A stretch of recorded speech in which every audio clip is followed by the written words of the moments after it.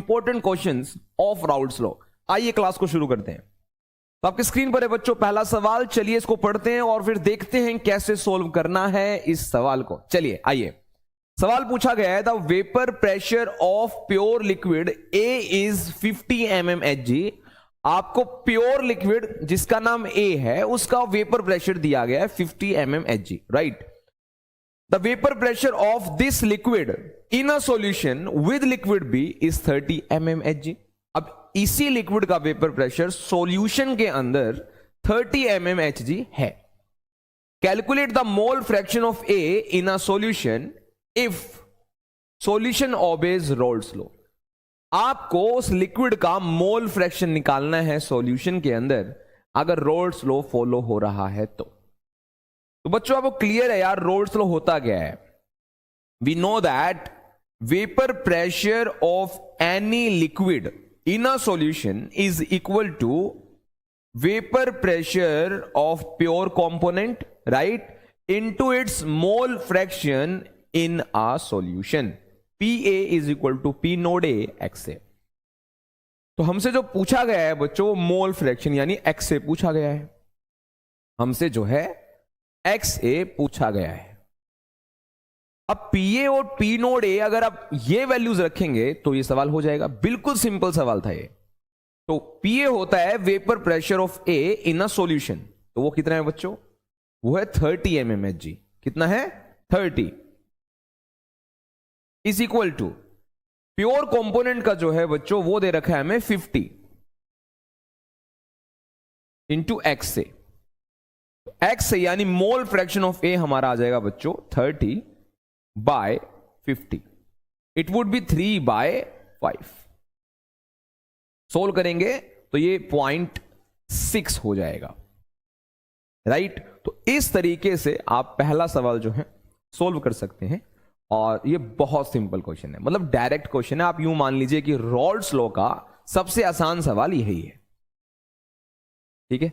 चलो आओ second question पर आते हैं। स्क्रीनशॉट लेना है तो आप ले सकते हैं क्वेश्चन का, सॉल्यूशन का, राइट। चलिए आइए question number 2।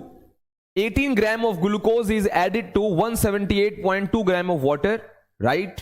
Find the vapour pressure of water for this aqueous solution. Given vapour pressure of pure water is 760 torr. यानी 18 ग्राम ग्लूकोज को 178.2 ग्राम वाटर में जब डाला गया तो जो सॉल्यूशन बना है इसका वेपर प्रेशर क्या होगा ये मांगा गया है, ठीक है जी, कोई दिक्कत नहीं है। तो again we know that PA equal to P naught A XA, या हम लिख सकते हैं P of water is equal to P naught water into X of water, right. बात एक ही है, how you symbolise it depends upon you, right. तो PA equal to P naught A XA, component कोई A है या component आप represent भी कर सकते हैं कि यहां पर जो कॉम्पोनेंट है वो वाटर है जिसका डाटा आपसे मांगा गया है, राइट। ठीक है जी, ध्यान से देखिएगा बच्चे। 18 gram of glucose is added to 178.2 gram, this is the data, right. तो आपको P ऑफ वाटर ये निकालना है, ठीक है जी। P naught water is given 760 torr. Mole fraction of water कैसे निकालते हैं बच्चे, mole fraction of water, water के मोल्स अपॉन टोटल मोल्स। तो वाटर के मोल्स कैसे निकलेंगे, 178.2 डिवाइडेड बाय 18, ये तो हो गए बच्चों वाटर के मोल्स। नीचे आएंगे टोटल मोल्स, नीचे आएंगे टोटल मोल्स। तो टोटल मोल्स में क्या है, एक तो वाटर के मोल्स हैं ही, इसमें तो कोई शक नहीं है, प्लस ग्लूकोज के moles, given mass 18, molar mass 180। इसको सोल्व करके हमारा आंसर आ जाएगा। और जब हम लास्ट स्लाइड पर पहुंचेंगे, यानी जब हम आखिरी क्वेश्चन डिस्कस करेंगे, उसके बाद आपको आंसर की एक शीट मिलेगी, उससे आप सोल्व करके मैच कर सकते हैं कि आपने सॉल्यूशन ठीक किया है कि नहीं किया है। बात अभी इस सवाल को समझने की है बच्चे। सवाल बिल्कुल सिंपल था, आपसे पानी का सॉल्यूशन के अंदर वेपर प्रेशर मांगा था और अलग से पानी का यानी वाटर जब प्योर स्टेट में है उस वक्त का वेपर प्रेशर आपको 762 दिया गया है। इतना सिंपल सवाल था, आप इसको कर सकते हैं। तो देखिएगा फर्स्ट और ये सेकंड वाला क्वेश्चन डायरेक्ट अप्रोच के बिल्कुल सिंपल सवाल है, राइट? हो जाएगा। चलो आगे करते हैं, स्क्रीनशॉट ले सकते हैं आप। यस, नेक्स्ट क्वेश्चन पढ़िए बच्चे। Heptane and octane form an ideal solution. Heptane और ऑक्टेन मिलकर आइडियल सॉल्यूशन बनाते हैं। आप जानते हैं आइडियल सॉल्यूशन वही होते हैं जो राउल्ट्स लॉ फॉलो करते हैं, उसको ओबे करते हैं, ठीक है जी। At 373 Kelvin, the vapor pressures of two liquid components means heptane and octane are 105.2 kilopascal and 46.8 kilopascal. What will be the vapor pressure of a mixture of that much heptane and that much octane contained? Right? यानी आपको total vapour pressure बताना है heptane plus octane करके। यानी जब heptane और octane combine हुए, 25 ग्राम heptane और 35 ग्राम ऑक्टेन जब कंबाइन हुआ तो जो मिक्सचर तैयार हुआ है उसका वेपर प्रेशर चाहिए। यानी अगर मैं ऐसे लिख दूं तो गलत नहीं होगा कि इसको P टोटल चाहिए, इसको P टोटल चाहिए। एंड वी नो दैट अगर आपको P टोटल निकालना है तो आपको हेप्टेन का और ऑक्टेन का वेपर प्रेशर सम अप करना होगा। हेप्टेन का और ऑक्टेन का वेपर प्रेशर जो है आपको सम अप करना पड़ेगा, ठीक है। लेकिन आपको ये वैल्यूज मिली नहीं है, आपको मिली हैं प्योर कंपोनेंट्स के वेपर प्रेशर। कोई बात नहीं, हम राउल्ट्स लॉ लगा सकते हैं।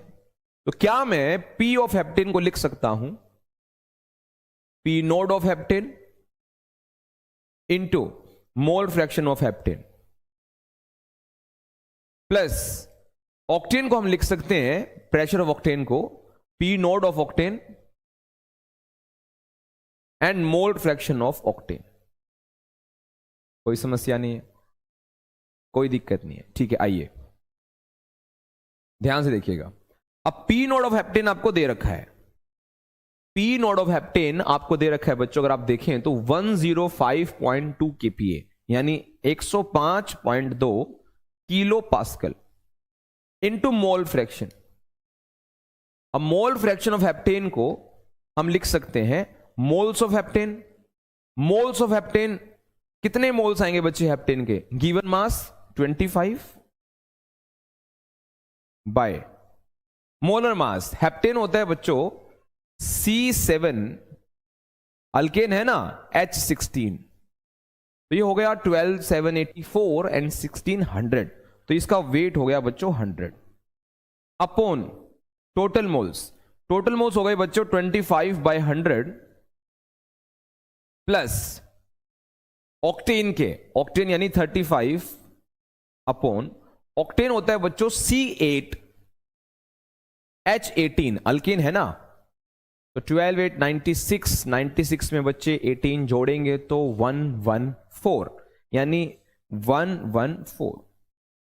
ये तो आ गया बच्चों हेप्टेन वाला data, plus P note of octane. P note of octane आपको गिवन है 46.8 kPa, कोई बात नहीं, 46.8 किलो पास्कल इंटू जो है आप इसको 1 माइनस करके लिख सकते हैं, क्योंकि आप जानते हैं हेप्टेन और ऑक्टेन का मोल फ्रैक्शन 1 होता है, तो जरूरी नहीं है यार कि आप इसका अलग से फॉर्मूला रखोगे, इसका अलग से रखोगे, तो इसी को ही 1 माइनस करके लिखा जा सकता है, समझे कि नहीं? 1 माइनस यही चीज लिखी जा सकती है, ये आपको सोल्व तो करनी ही पड़ेगी, राइट? तो 1 माइनस करके लिख सकता हूं मैं 25/100 डिवाइड बाय 25/100 प्लस 35/114। देखिए, आप ये चीज लिखकर रफ में इस चीज को सोल्व करिएगा, इस वाली चीज को, इस वाली चीज को सोल्व करके आपको वही चीज यहीं भी रखनी है, 1 माइनस हो जाएगा वो, और ये सोल्व हो जाएगा, और हमारा यहां से आ जाएगा बच्चों टोटल वेपर प्रेशर, और वो भी आएगा बच्चों किलो पास्कल में। आंसर्स के लिए आपको वीडियो के लास्ट में जो स्क्रीन मिलेगी उसमें आपको इसके आंसर्स मिल जाएंगे। आई होप आपको क्लियर हो गया कि आप इस फ्रैक्शन को, इस वाली फ्रैक्शन को रफ में सोल्व करके बस यहां इसको रखना है। तो आपको एक ही बार सोल्व करना पड़ेगा ना ऐसा फ्रैक्शन, इसलिए मैंने ऑक्टेन का मोल फ्रैक्शन नहीं लिखा, बल्कि ऐसे लिख दिया 1 minus mole fraction of heptane. 1 minus mole fraction of heptane mole fraction of octane ही होता है, ये चीज तो आपको पता ही है, राइट। चलो आओ next. The vapour pressure of water is 12.3 kilo pascal at 300 kelvin. Okay, calculate the vapour pressure of 1 molal aqueous solution of a non volatile solute in it। आपको पानी का वेपर प्रेशर गिवन है और आपको solution का vapour pressure निकालना है। Non volatile solute है, तो आप सब जानते हैं जब नॉन वोलेटाइल सॉल्यूट होता है तो सॉल्यूशन का वेपर प्रेशर सॉल्यूट की वजह से है ही नहीं, सिर्फ सॉल्वेंट की वजह से है। तो राइट, तो मैं इसको ऐसे लिख सकता हूं, vapour pressure of water is equal to vapor pressure of pure water into mole fraction of water। निकालना हमें है सॉल्यूशन का, यानी हमें निकालना है पी वाटर। पी वाटर ही पी टोटल है, क्योंकि नॉन वोलेटाइल सॉल्यूट की वजह से वेपर प्रेशर होता ही नहीं है, राइट। तो हमें यही निकालना है, हमें यही वैल्यू जो है निकालनी है, ठीक है। चलो आइए सॉल्व करते हैं। तो पीओ वाटर अपने को निकालना है बच्चों, ये दोनों वैल्यूज अपने पास होनी चाहिए। तो प्योर वाटर का तो अपने पास वेपर प्रेशर है 12.3 किलो पास्कल। अब रही बात मोल फ्रैक्शन की जगह क्या लिखना है, तो बच्चों इन्होंने बोला हुआ है 1 मोलल है एक्वस सॉल्यूशन, 1 मोलल, तो मोलैलिटी 1 है। और 1 मोलल को कैसे लिखते हैं, आई थिंक आप सबको पता होगा। 1 molal aqueous solution means 1 mole of solute is added to 1000 ग्राम और 1 kg सॉल्वेंट, और सॉल्वेंट यहां H2O है, ये हमें पता है। तो बच्चों मोल फ्रैक्शन के लिए चाहिए क्या आपको, मोल फ्रैक्शन के लिए 2 चीजें चाहिए, पानी के मोल्स और सॉल्यूट के मोल्स। तो मोल फ्रैक्शन ऑफ वाटर के लिए आप सबसे ऊपर रखोगे पानी के मोल्स। अब पानी के मोल्स होते हैं given mass of water divided by molar mass of water. तो गिवन मास तो आपको दे रखा है 1000 ग्राम, तो पानी का गिवन मास है 1000, उसका मोलर वेट है 18 divided by total moles. Total moles में ये दोबारा लिखना है प्लस 1 मोल। बस अब इसको सोल्व करना है, हमारा आ जाएगा बच्चों यहां से आंसर, वो भी किलो पास्कल में, क्योंकि वेपर प्रेशर आपने किलो पास्कल में रखा है, तो जो दूसरा वेपर प्रेशर है वो भी किलो पास्कल में आएगा, राइट। तो आप इसका स्क्रीनशॉट ले सकते हैं, ये वाली चीज समझने की थी बस, और कुछ नहीं है इसमें, यही कॉन्सेप्ट इस्तेमाल हुआ है, राइट बच्चे। देखिए यार बहुत सिंपल सवाल था, आपको 1 मोलल एक्वस सॉल्यूशन दिया था, तो मैंने उसको बस सिंपलीफाई कर दिया और उससे मुझे मोल फ्रैक्शन ऑफ पानी का डाटा मिल गया। मोल फ्रैक्शन में 2 ही चीजें चाहिए, दोनों कंपोनेंट्स के मोल्स होने चाहिए, वो काम हो गया और सवाल आसान हो गया, ठीक है। चलो आओ आगे बढ़ते हैं। यस बच्चे, ये सवाल देखिए, for an ideal binary mixture what happens to delta H, delta V, delta S, delta G। तो आपको मैं बता देता हूं बच्चों, ये उन्होंने मांगा है मिक्सचर वाला, है ना, वैसे भी ऑब्वियस है, मैं नहीं भी लिखूंगा तो अंडरस्टूड है। तो चेंज इन एंथैल्पी इस मिक्सचर को बनाने में क्या है, चेंज इन वॉल्यूम इस मिक्सचर को बनाने में क्या है, चेंज इन एंट्रोपी इस मिक्सचर को बनाने में क्या है, और चेंज इन फ्री एनर्जी इस मिक्सचर को बनाने में क्या है, वो आपसे पूछा गया है। तो बच्चों देखो, आम स्टूडेंट जब पढ़ता है, मतलब नॉर्मली जब इस बच्चे को इस चैप्टर को पढ़ा जाता है, आइडियल सॉल्यूशन को पढ़ा जाता है, तो बच्चा डेल्टा एच और डेल्टा वी तो जरूर पढ़ता है कि आइडियल सॉल्यूशन में क्या होता है कि जो सोल्यूट सॉल्वेंट के इंटरेक्शंस होते हैं आपस में, पार्टिकल्स के, सोल्यूट सोल्यूट के, सॉल्वेंट सॉल्वेंट के, जब ये दोनों मिलते हैं तो इनकी इंटरेक्शन में कोई खास फर्क नहीं पड़ता, इंटरेक्शन वैसा ही रहता है। जैसे खुद के साथ इंटरेक्शन करते हैं वैसे एक दूसरे के साथ भी इंटरेक्शन रखते हैं।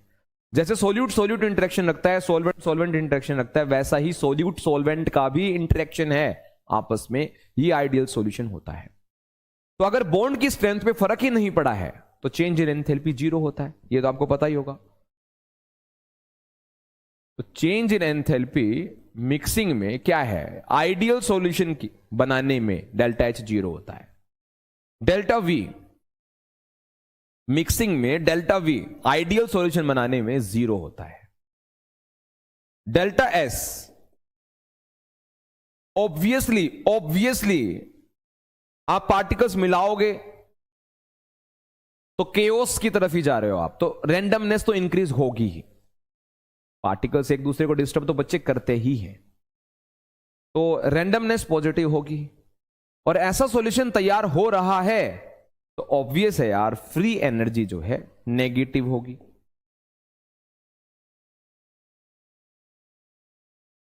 क्योंकि आपने पढ़ा है कि पॉजिटिव होता है तभी स्पॉन्टेनियस है, नेगेटिव होता है तभी स्पॉन्टेनियस है।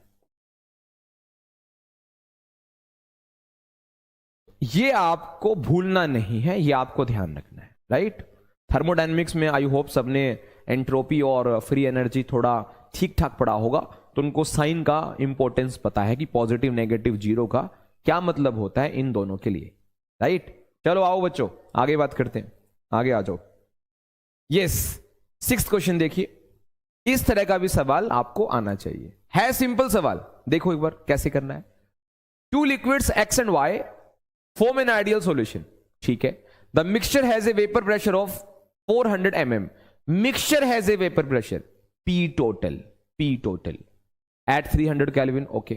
When mixed in the molar ratio of 1:1, जब X और Y 1:1 मोल्स में कंबाइन होते हैं तो टोटल मोल होता है बच्चों 400 400. ओके, कोई बात नहीं। Next, when mixed in the molar ratio of 1:1 and a vapor pressure of 350, आगे पढ़ते हैं, and a vapor pressure of 350 mm when mixed in the molar ratio of 1:2, यानी वो अपना टोटल वेपर प्रेशर 350 जनरेट कर लेते हैं अगर वो 1:2 मोल्स में कंबाइन हो तो। Find vapour pressure of both liquid components X and Y, तो आपको X का और Y का वेपर प्रेशर निकालना है, प्योर कंपोनेंट्स का निकालना है कि X का कितना है Y का कितना है, ठीक है। चलो आओ देखते हैं। तो यार आपको साफ दिख रहा है कि यहां 2 सिचुएशन है, इस सवाल में 2 सिचुएशन है।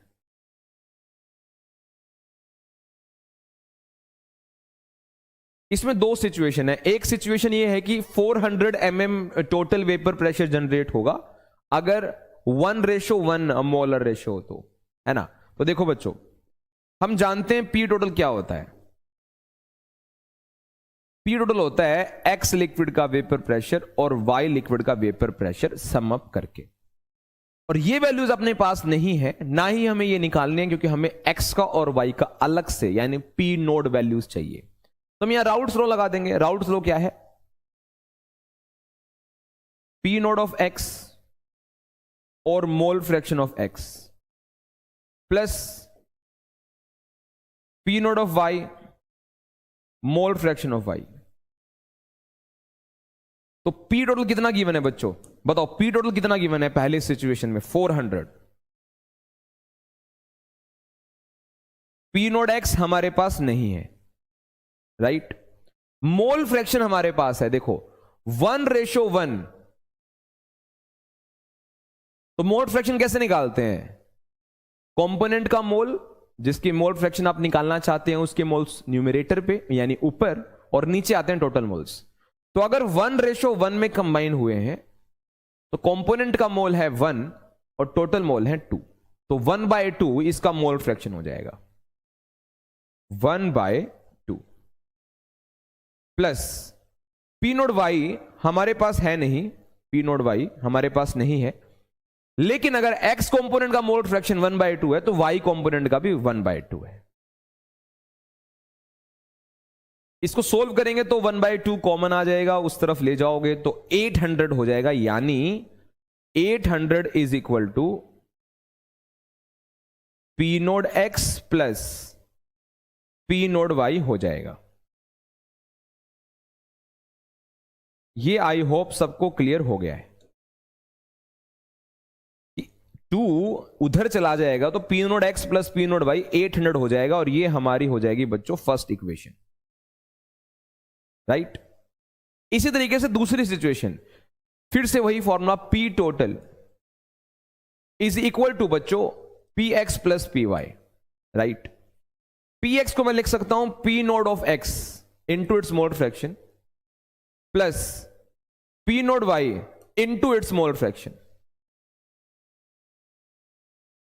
तो पी नोड वैल्यू हमारे पास है बच्चों, पी नोड वैल्यू है हमारे पास पी नोड एक्स, नहीं है हमारे पास। हाँ, मोल फ्रैक्शन हम निकाल सकते हो, क्योंकि इस बार जो रेशो है वो अपने को दे रखा है 1:2, यानी x का 1 पार्ट और y का 2 पार्ट। तो x का जो मोल फ्रैक्शन होगा वो हो जाएगा 1/3। 1/3, अरे 1 पार्ट x का 2 पार्ट y के, तो टोटल हो गए 3 पार्ट। तो मोल फ्रैक्शन हो जाएगा बच्चों 1/3 x का, प्लस पी नोड y पता नहीं है बच्चों, और mole fraction of y, mole fraction of y हो जाएगा y के पार्ट हैं 2 और टोटल पार्ट है 3, 2/3 या 1 - 1/3, बात तो एक ही है यार, 2/3, कोई दिक्कत नहीं है। p टोटल दे रखा है हमें 350, तो 1/3 कॉमन ले लेंगे, उधर ले जाएंगे तो ये हो जाएगा 0, 3 5 15, 1050 equal to p naught x plus 2 p node y. ये हो जाएगा बच्चों, ये हो जाएगी हमारी सेकंड इक्वेशन, ये हो जाएगी हमारी second equation.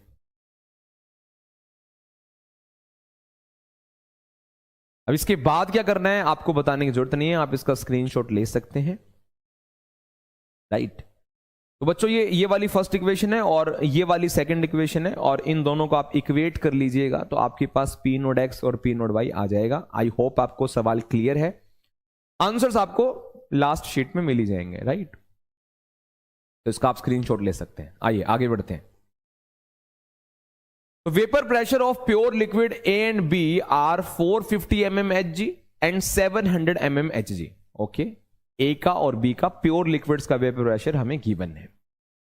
Find out the composition of the liquid mixture. Composition Raoult's law में मोल फ्रैक्शन को कहा गया है। कॉम्पोजिशन मतलब मात्रा, तो आपको मोल फ्रैक्शन निकालना होता है, कॉम्पोजिशन का ये मतलब है, राइट। तो find out the composition of the liquid mixture if total vapour pressure is 600 mmHg। बहुत सिंपल सवाल है। Also find the composition of the vapour phase. Vapour phase वाला सवाल भी तो है, ध्यान से करिएगा। राउल्ट्स लॉ लिक्विड फेज की बात करता है, तो अगर आपसे वो वेपर फेज का डाटा मांग ले तो आपको पता है आपको डाल्टन्स लॉ लगाना पड़ता है ना, जैसे हमने हेनरी में भी किया था, हेनरी लॉ में भी। आओ करते हैं इस सवाल को, करते हैं। आइए, तो अपने को पी टोटल गिवन है बच्चों। पी टोटल दिखते ही ना पहले पी टोटल ही लिखा करो।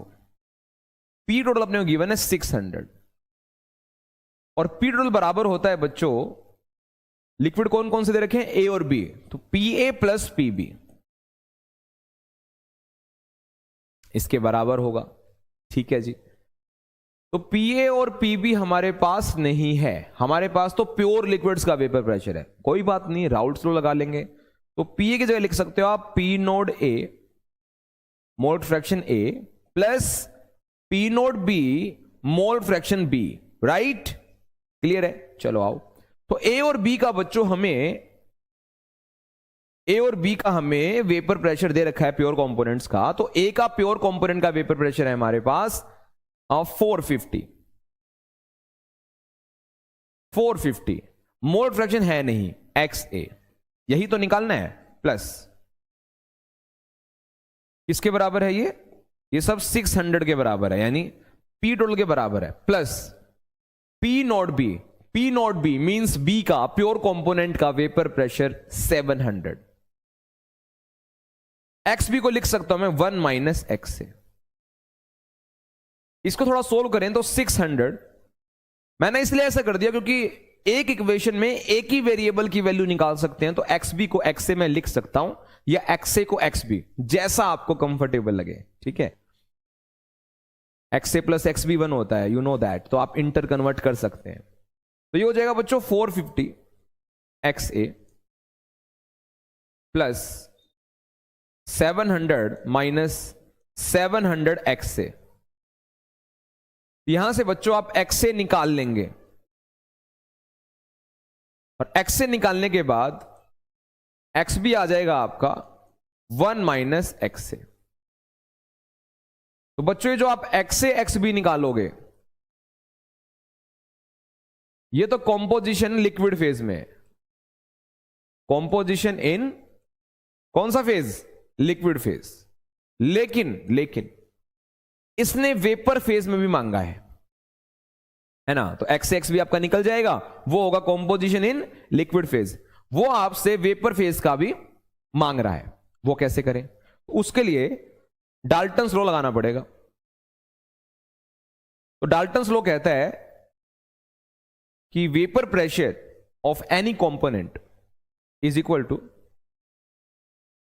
Total into mole fraction of A in vapour phase.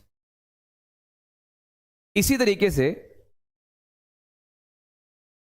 से बी वाला भी होता है, लिखने की मुझे जरूरत नहीं है, ठीक है? क्योंकि मैं वाई ए निकाल दूंगा, यानी mole fraction in vapour phase निकाल दूंगा ए का, तो बी का तो 1 माइनस करके आ ही जाएगा। अब ये पी ए कहां से निकालूं? पी ए नहीं है, कोई बात नहीं, राउल्ट्स लॉ लगा लेते हैं। पी ए की जगह लिख सकते हो आप पी नोड ए एक्स से। पी टोटल आपको गिवन है 600, वाई ए हमें निकालना है, राइट? पी नोड ए हमारे पास है बच्चों 450। एक्स से यहां से आ ही जाएगा, बताइए दो कितना आएगा, बता ही दीजिए मुझे। ये हो गया -100, और 450 में से 700 गए तो 250, माइनस से माइनस कट गया, 100/250, तो 100/250 हो जाएगा 4/10। 4/10 मतलब 2/5। तो अगर मैं गलत हूं तो मुझे करेक्ट कर दीजिएगा। तो एक्स से हो जाएगा बच्चों 2/5, यहां से निकाला है मैंने 2/5, और इज इक्वल टू 600 वाई ए। यहां से आपका वाई ए आ जाएगा। फिर जब तुम वाई बी निकालने जाओगे तो 1 माइनस वाई ए करके वो भी आ जाएगा। क्लियर है? इसके बाद आप बता देना कि ये जो वाई ए और वाई बी है, यही तो है composition in vapour phase. I hope सबको क्लियर हो गया है। ये फॉर्मूला सबको आता है। ये इसलिए लगाना पड़ता है जब वो वेपर फेज का मोल फ्रैक्शन मांगता है, तब हमें ये वाला फॉर्मूला लगाना पड़ता है। हमने हेनरी में भी किया था। ठीक है बच्चे, क्लियर है?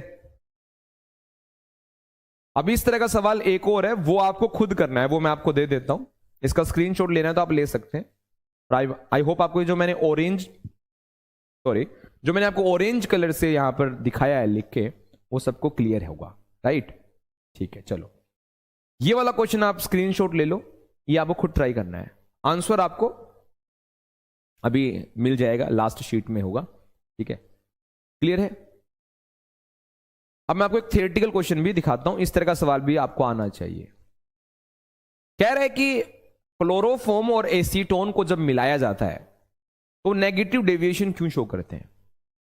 तो आप सबको पता होगा नेगेटिव डेविएशन होता है कि जो वेपर प्रेशर हमने सोचा था रोल्ड्स लॉ से कैलकुलेट करके, प्रैक्टिकली वो वेपर प्रेशर कम आता है। यानी अगर आपको रोल्ड्स लॉ कहेगा कि भाई वेपर प्रेशर तो 100 mm आना चाहिए, लेकिन जब प्रैक्टिकली निकालोगे तो 100 से कम आएगा, ये नेगेटिव डेविएशन होता है। इसके पीछे कॉन्सेप्ट ये होता है कि जब दो चीजें आपने मिलाई हैं, जो भी दो चीजें आपने मिलाई हैं मिक्सचर बनाने के लिए, वो जब मिले ना आपस में तो इंटरेक्शन पहले से मजबूत हो गया होगा, तभी वेपर बनने कम हो गए और वेपर प्रेशर कम आ रहा है। तो कुल मिलाकर नेगेटिव डेविएशन में आंसर देने के लिए आपको यह साबित करना पड़ता है, ध्यान से सुनिएगा, यह साबित करना होता है, यह जस्टिफाई करना होता है कि जो सोल्यूट सोलवेंट आपने मिलाया है जब वो आपस में मिले हैं तो उनके बीच में जो बॉन्ड है वो पहले से मजबूत है। पहले से मतलब जो सोल्यूट सोल्यूट का आपस में है, जो सोलवेंट सोलवेंट का आपस में है, सोल्यूट सोलवेंट का वो मजबूत बॉन्ड है। बॉन्ड मजबूत साबित करोगे तभी साबित होगा नेगेटिव डेविएशन है, राइट? देखो ध्यान से देखो, थोड़ी सी नॉलेज होनी चाहिए इसमें। वी नो क्लोरोफॉर्म होता है बच्चों CH-Cl3 और एसीटोन होता है CH3C डबल बॉन्डो CH3। तो बच्चों ये आपस में ना हाइड्रोजन बॉन्ड बना लेते हैं। क्लोरोफॉर्म और एसीटोन जब मिलाया जाता है तो ये आपस में हाइड्रोजन बॉन्ड बना लेते हैं। हाइड्रोजन बॉन्ड बनाने के कारण ये पहले से मजबूत स्थिति में होते हैं और फिर ये नेगेटिव डेविएशन शो कर देते हैं। यानी इनका जो वेपर प्रेशर होता है वो उम्मीद से, यानी रोल्ड्स लॉ के होप से कम आता है। रोल्ड्स लॉ ने सोचा था 100 आएगा, लेकिन आता उससे कम है क्योंकि इंटरेक्शन बराबर नहीं है, मजबूत है इस बार। तो आपको लिखना कुछ नहीं है इसमें, ये सिंपल सी बात है कि when chloroform and acetone are mixed, then intermolecular hydrogen bonding gets formed between their molecules। उससे क्या हुआ? एज अ रिजल्ट मजबूत स्थिति आ गई। एज अ रिजल्ट जो एस्केप करने की टेंडेंसी है, एस्केपिंग टेंडेंसी, जो वेपर्स अब बनेंगे, इन दोनों को मिलाने से जो मिक्सचर बना है उनके जो मॉलिक्यूल्स होंगे उनकी एस्केपिंग टेंडेंसी डिक्रीज हो जाती है, जिससे क्या होता है? वेपर प्रेशर डिक्रीज हो जाता है। और वेपर प्रेशर डिक्रीज हो जाता है, इसी को बोलते हैं, hence this mixture shows negative deviation from Raoult's law, right? तभी ये मिक्सचर नेगेटिव डेविएशन शो करता है रोल्ड्स लॉ से। अब दो तरह के सवाल आ सकते हैं बच्चे इससे। एक, वो खुद बोलेगा कि ये नेगेटिव डेविएशन है, ये मिक्सचर पॉजिटिव डेविएशन है, या एमसीक्यूज में या असर्शन रीजन वाले सवाल आ रहे हैं बोर्ड में आपके, उसमें आपको एग्जाम्पल वो अपनी तरफ से देकर आपसे ही पूछ लेगा कि पॉजिटिव डेविएशन है कि नेगेटिव डेविएशन है। तो अगर आपको मॉलिक्यूल्स को लेकर कॉमन सेंस अच्छा है तब तो आप जरूर आंसर दे देंगे, आपको कोई बंदिश नहीं, कोई एग्जाम्पल ले आओ। लेकिन मैं चाहता हूं कोई रिस्क फैक्टर ना रहे, कुछ एग्जाम्पल्स मैं आपको दे रहा हूं, एक बार उसको रीड करके एग्जाम में जरूर जाइएगा। और वो एग्जाम्पल्स हैं ये हैं बच्चों सारे पॉजिटिव डेविएशन के, और ये सारे हैं बच्चों नेगेटिव डेविएशन के। इसका स्क्रीनशॉट आप ले लो और सेंटर के बाहर खड़े होकर, मतलब जिस टाइम आपका एग्जाम हो जिस दिन, उस दिन सेंटर के बाहर खड़े होकर एंट्री करने से पहले एक बार इनको फिर से देख लेना और कॉपी बंद करके बैग में डालकर बैग छोड़कर अपना सेंटर में चले जाना, हो जाएगा, ठीक है? तो ये लास्ट टाइम के लिए रखना, लास्ट टाइम में आपको ये जरूर पढ़ के जाना है। पॉजिटिव डेविएशन का ये एग्जांपल है, फ्रेश फ्रेश रहेगा माइंड में, है ना। और ये नेगेटिव डेविएशन का एग्जांपल है, इसका स्क्रीनशॉट ले लो। चलो ठीक है, ठीक है बच्चों। और ये रहे बच्चों आंसर की शीट्स, ये वो आंसर की शीट, पहले ये नोट कर लो, इसका स्क्रीनशॉट ले लो, इसका स्क्रीनशॉट ले लो। जो भी आपने 8 न्यूमेरिकल्स अभी डिस्कस किए हैं ये उसके आंसर्स हैं, ठीक है। चलो ठीक है, अब इस पॉइंट पर आते हैं। ये जो वर्ड है एजियोट्रॉप, बस मुझे थोड़ी सी बात बतानी है इसमें, बच्चा होशियार है, उसने पढ़ी रखा होगा ये। एजियोट्रॉप्स, आपको पता है एजियोट्रॉप्स क्या है?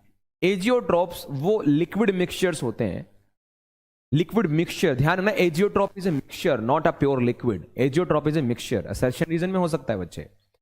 तो जब एजियोट्रॉप जो होता है वो एक लिक्विड मिक्सचर होता है, जिसको जब आप बॉईल करते हो, बॉईल करने पे जब वो वेपर्स बनाता है, उस वेपर्स में जो कॉम्पोजिशन है ना कंपोनेंट्स का, वही कॉम्पोजिशन लिक्विड फेज में भी होता है। यानी अगर किसी लिक्विड में ए और बी, किसी लिक्विड मिक्सचर में ए और बी लिक्विड मिले हुए हैं, उनका रेशो मिक्सचर में 1:3 है। वेपर बनाने पर भी 1:3 है, वेपर फेज में भी। तो ऐसा मिक्सचर एजियोट्रॉप होता है। एजियोट्रॉप 2 तरह का होता है, मैक्सिमम बॉइलिंग और मिनिमम बॉइलिंग, सबको पता है। जो रोल्स लॉ से नेगेटिव डेविएशन शो करेगा, नेगेटिव डेविएशन, उसका बॉन्ड मजबूत है, उसका बॉइलिंग पॉइंट ज्यादा है, तो वो होगा इस वाले केस में। और जो पॉजिटिव डेविएशन शो करता है, पॉजिटिव डेविएशन, उसका बॉन्ड कमजोर है, वो वेपर आसानी से बनाएगा, उसका बॉइलिंग पॉइंट लो है, मिनिमम है। वैसे आप याद कर सकते हैं, जो एग्जांपल नेगेटिव डेविएशन के हैं वो मैक्सिमम बॉइलिंग एजियोट्रॉप के हैं, और जो एग्जांपल पॉजिटिव डेविएशन के हैं वो मिनिमम बॉइलिंग एजियोट्रॉप के। आई होप आपको आज का लेक्चर जो है समझ में आया होगा। ये इंपॉर्टेंट